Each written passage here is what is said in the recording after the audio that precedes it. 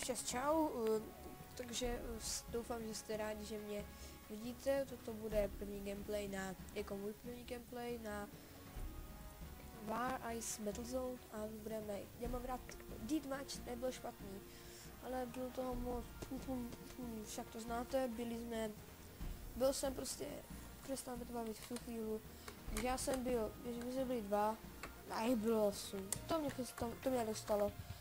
Takový nevěrný skóre, je tady Deathmatch, vidíte, na nic. Potom ještě Animount, to jsem zatím nehrál. Slyšel jsem to, že bude pěkná kalba. A ten Conquest mě baví, ještě Crossroad mapu, vám teďka ukážu. Protože ji znám. Ještě toto je parádní hra.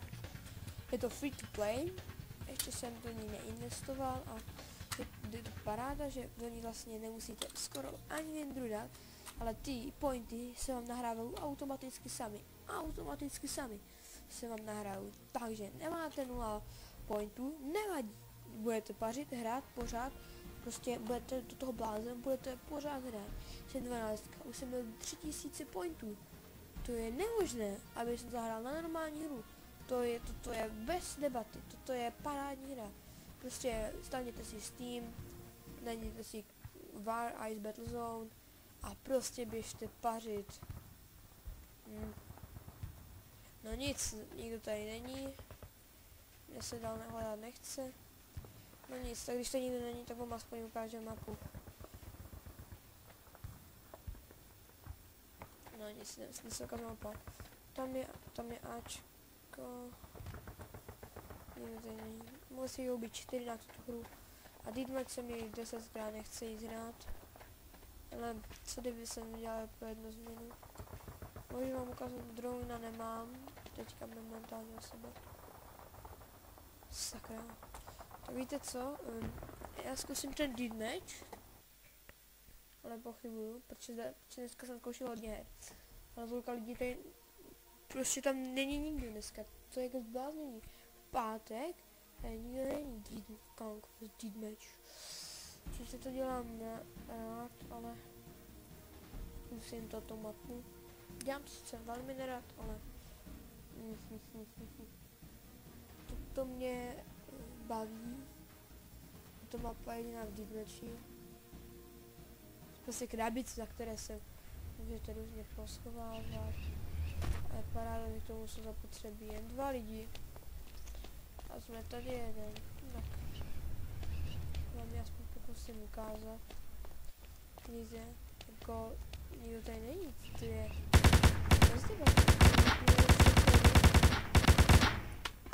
nikdo se prostě neukáže. Ani kdyby jsem šel kempit prostě. Ani když teď tak budu čekat. Tak já. To je ta výhoda, toto zbraně. Ale ještě jediný, když se mi mohl zachránit. To fakt dneska nikdo, říkám nikdo, nebývá tady, protože to jsou prostě úplný blázni toto jako. No nic, když díky natáčím a nemám teďka co. Prostě chystám se natočit ještě jeden gameplay, ten bude nejspíše na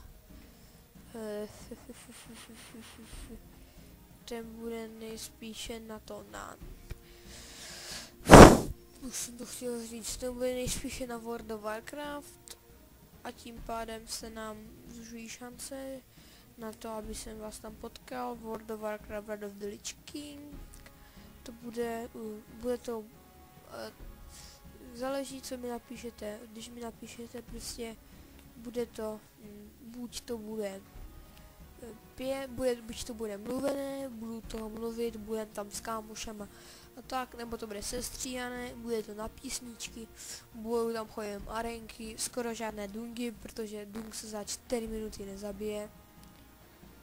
A to je prostě toto. Tady taky nikdo není. Ne, co říkám. To prostě, jo. Paráda, můžu vám to ukázat. Jsem radši tohoto, tento je můj oblíbenější. Ale mohli bychom někoho snad. Spíše mohlo by mě dohodit do hry. Paráda, pěkný start, blbý kempy, taky je milujete, já je nenávidím. Vidíte?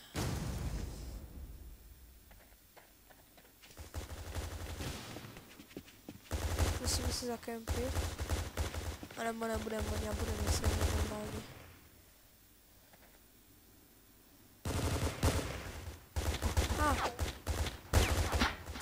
Sakra. Do prdele. Je věc tak víc. Ne, je úplně stejný. 49, že se nestydí opak oni. No nic. Vlastně tady jsem si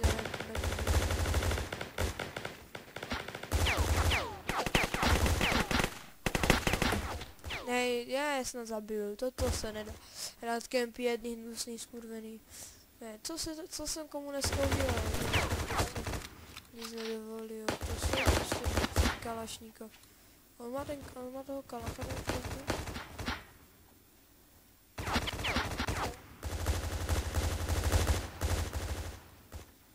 Zprve dneska jsem objevil, že oni má Kalacha.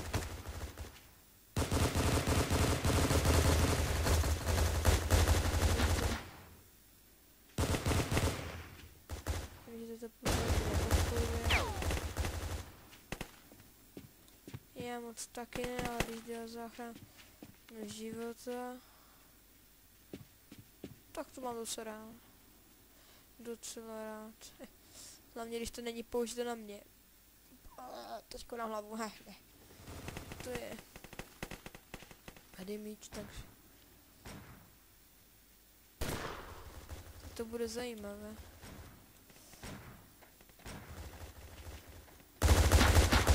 Super, já jsem to můžu vystřelit, kurva. Že já jsem musel dneska točit, já nedituju to, ale mohli být ke mně trošku milosrdnější, když tady něco točím, no. To je intelekt na 360%, to v poslední době se lidi vůbec, to nejradši by se mi pozabíjel všechny. To je taky dobrá sniperka.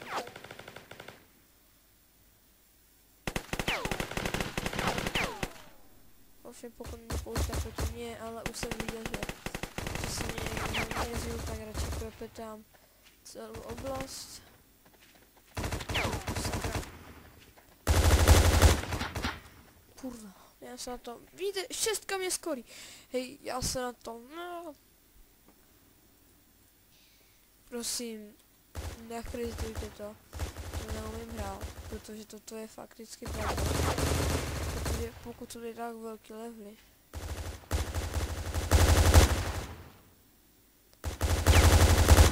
Smrde. Pardon za to prostě slovo, ale ten to fakt už zaslouží.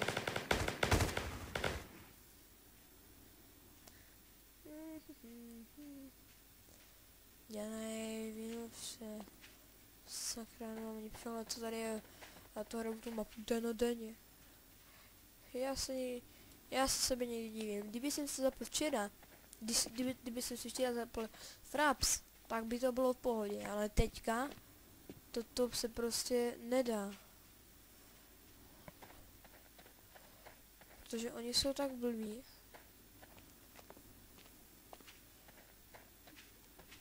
Že dneska tady musí být 15, 16, 20. Tady já si ho bejdu, debila.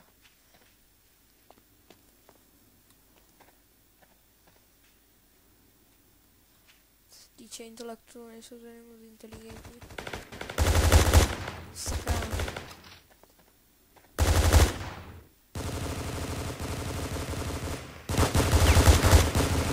Vidíte, tak se sundával s zaměřením.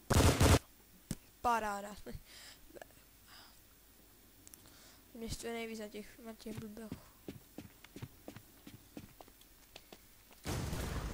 Tak zkusíme si vzít toto a vzdáme jim poctu tou 60 ranami dozad.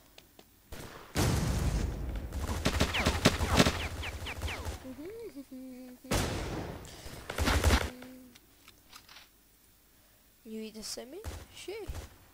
Já se někdy divím sám sobě, proč natač. Když se vydělám jenom debila. A potom se mi půlka lidí směje vždycky. To nemá co, chlapi. Prohráli jsme, jsou tam 49 a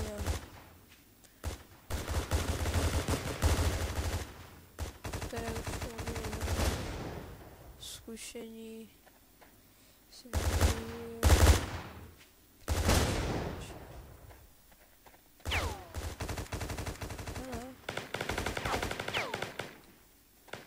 To musím konečně zkusit.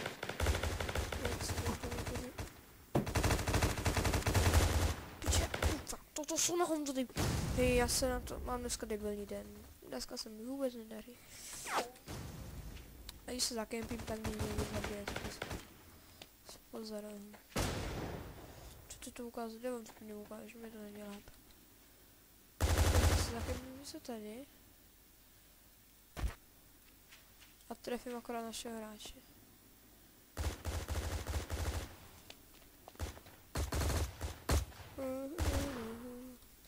Tečko jejich, jo, tečko jejich.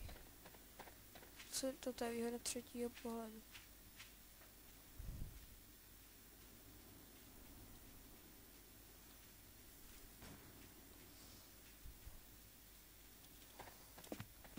Nebo já jdu.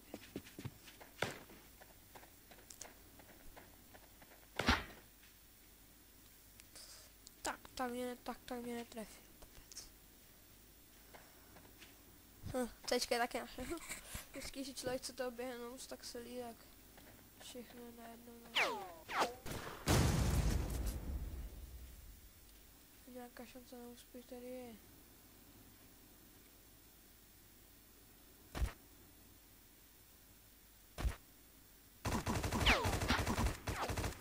Vidíte, má debilní AKčko mě sundá. To není normální. A když já mám no já si nevzal AKčko. Příště budu patrnější, ale musím jak mě sundat do prdele s AKčkem. Toto není normální. S AKčkem mě sundat. Toto fakt, toto je intelektuální